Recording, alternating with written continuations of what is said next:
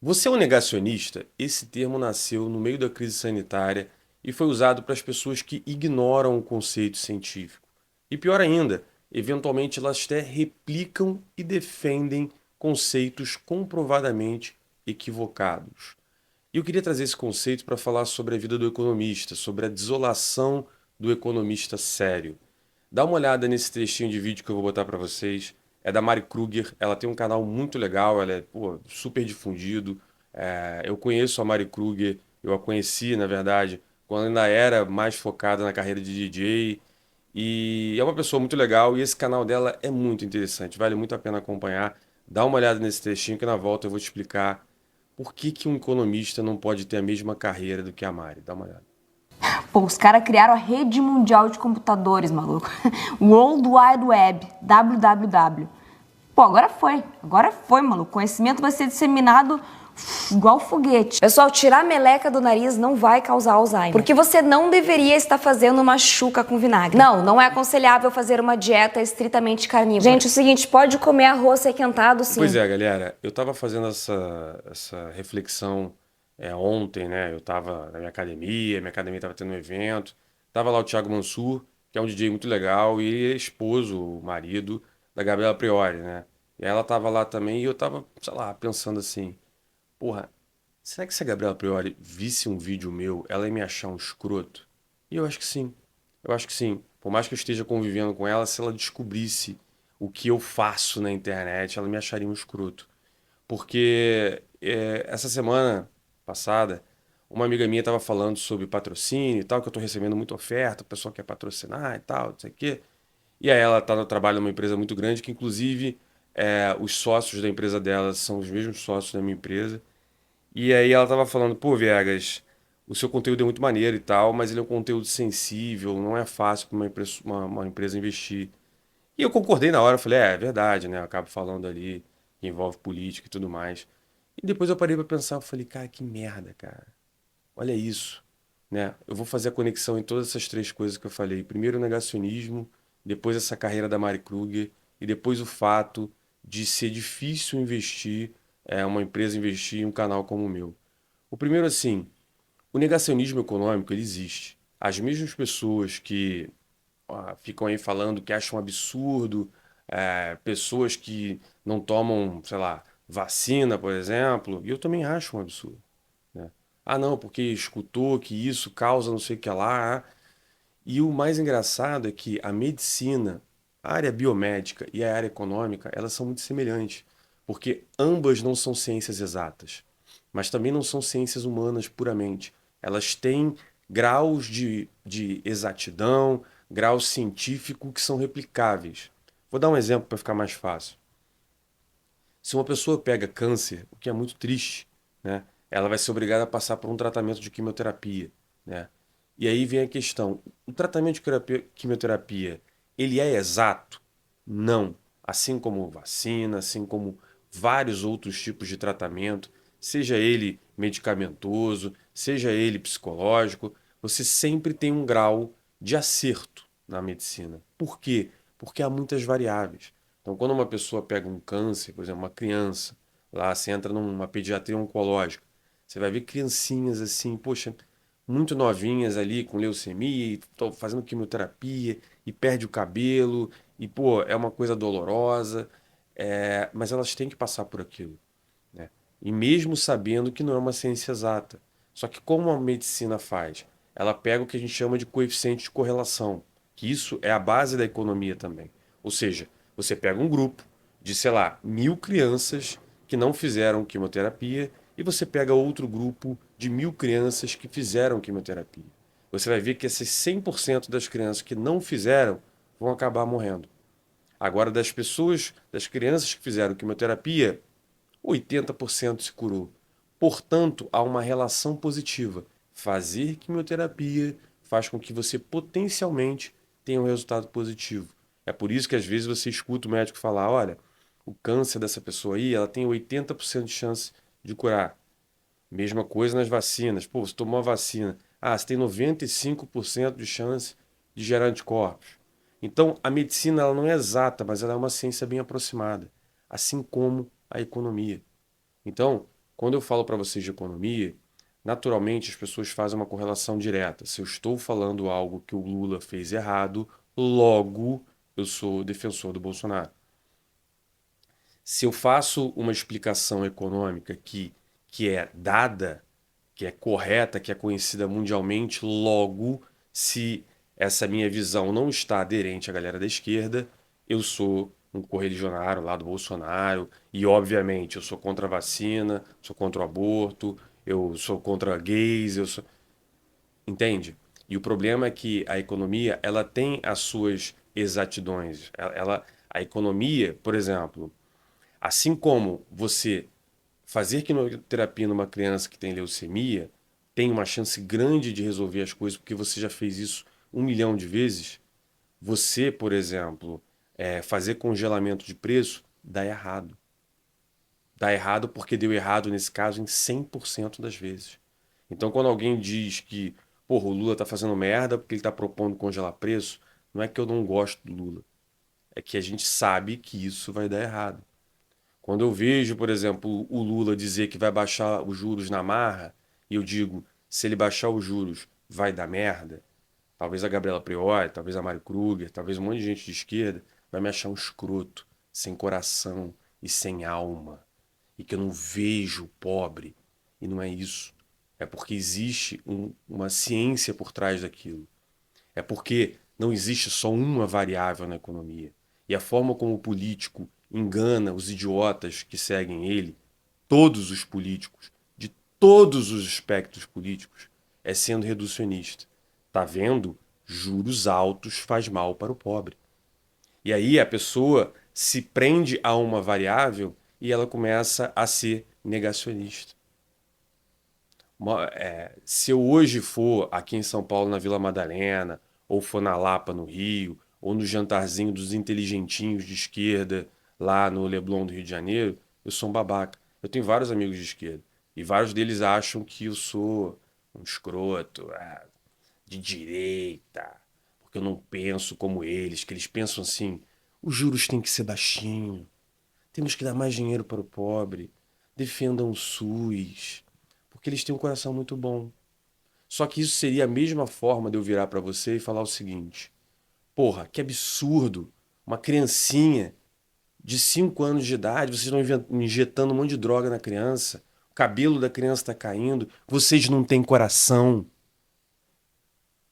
Médicos, bandidos, vendidos para a esquerda, estão pegando criancinhas e injetando drogas nela. Só que o médico vai falar: cara, eu estou fazendo isso porque eu quero salvar essa criança. Mas ela vai sofrer. Mas é o que eu falei, por exemplo, ou que todo economista sério vai falar do caso da Argentina. Vai. Ah, mas está tendo aumento da pobreza. Tá. Está tendo recessão. É. A gente sabe que isso ia acontecer. Assim como um médico sabe que se ele for fazer quimioterapia numa pessoa, o cabelo dela vai cair, ela vai perder massa muscular, ela vai ter enjoo, ela vai sofrer pra caralho antes do negócio melhorar. Isso faz do médico um filho da puta, mas faz do economista um filho da puta. Eu não posso receber patrocínio porque as empresas acham que o Felipe Neto não concorda com o liberalismo. Que o Bruno Galhaço acha um absurdo o juro está alto. Percebe? Percebe como a vida do economista é uma merda? E sabe o que acontece nesse horizonte? Uma proteção das pessoas que conhecem de economia. É por isso que você vai aqui na Faria Lima ter um bando de bilionário. Porque eles sabem o que vai acontecer. Eles sabem exatamente o que vai acontecer. Quando a Faria Lima, por exemplo, deu uma colher de chá para o Lula, não é que a Faria Lima não sabia que se você gastar mais do que você arrecada, que se você endividar um país, isso vai dar merda. O erro da Faria Lima foi ela acreditar que o Lula viria um cara mais pragmático. Essa foi a crença da Faria Lima, que não foi a minha crença. O meu primeiro vídeo lá do TikTok, se você voltar e olhar, eu já postei aqui, tá lá eu falando: pô, o Lula entrou, tô dolarizando meu dinheiro todo, a bolsa vai despencar, eu tirei 100% do meu dinheiro da bolsa, coloquei em CDI, em IPCA, o que sobrou aqui no Brasil, só para ter o meu caixazinho, porque o resto tá lá fora. Ai, a Faria Lima não sabia disso? Sabia, só que a visão dela era de um Lula pragmático. Mas no final do dia, economistas sérios, eles até discutem, como discutem os médicos. Talvez um médico, vendo o mesmo diagnóstico de uma criança com câncer, por não ser uma ciência exata, ele vai falar: não, vamos fazer, sei lá, 5 sessões de quimioterapia, depois eu faço cirurgia, depois eu faço, sei lá, radioterapia, não entendo porra nenhuma de medicina, tá? Então, cara, faço isso, faço assim. Aí o outro médico vai falar: não, não, pô, eu não acho, tá exagerando a quimioterapia, vamos fazer assim, depois eu faço cirurgia, ou então vamos esperar, dá para fazer, o tumor não tá. Os caras vão ter uma divergência, mas é como se fosse um jogo de xadrez. O jogo de xadrez tem as suas regras. Você pode ter várias estratégias para ganhar um jogo de xadrez. O que você não pode é começar a pegar o rei e andar 10 casas para frente e 10 casas para o lado. Só a rainha pode fazer isso. Ou seja, economistas sérios, e eu que olho o debate público, eu vejo podcasts ou acompanho entrevistas mais técnicas que 99,99% da população não vai entender porra nenhuma do que está acontecendo. Eu vejo economistas discutirem entre si. O Paulo Guedes não é o suprassumo de tudo. Eu mesmo tenho críticas, sei lá, algumas visões do Paulo Guedes. Eu adoro Gustavo Franco, adoro Pércio Arida. Eu tive a oportunidade de sentar à mesa com o Mansueto, escutar esse cara falar por 1 hora e meia. Eu não concordei com tudo que ele falou, mas ele é um cara brilhante. E assim como os médicos discutem dentro do universo, por exemplo, quando o Mansueto, que eu tive uma reunião com ele, ele fala que, pô, ele achava que não ia dar um grande problema, porque o endividamento estava controlado, ia estourar no próximo governo, então até lá o negócio dava para andar. Eu discordei dele.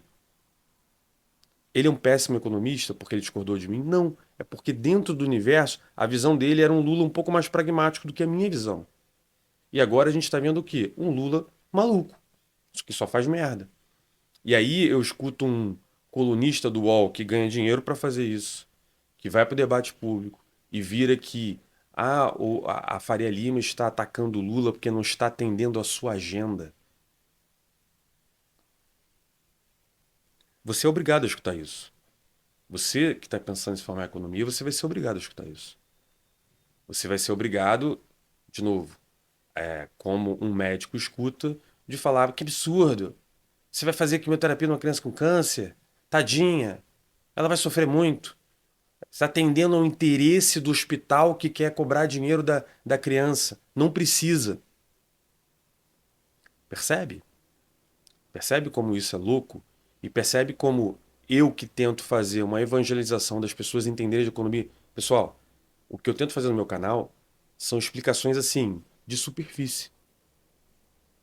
Eu não falo de investimento porque em economia você nem aprende sobre investimento. Investimento é algo que a conjuntura macroeconômica vai definir os rumos do seu investimento, mas você não aprende na faculdade de economia sobre investimento. Eu vejo um monte de gente falar que me procura assim no canal achando que eu vou dar uma dica, fala, pô, compra isso, compra aquilo, compra dólar. Dólar vai subir ou vai cair? Isso não é o trabalho do economista. O trabalho do economista é ele olhar a conjuntura, como as coisas funcionam, e tem leis gerais para isso. Quando eu vejo uma pessoa falar de negacionismo porque o outro lá é contra a vacina, mas ela é comunista, ela é um negacionista econômico.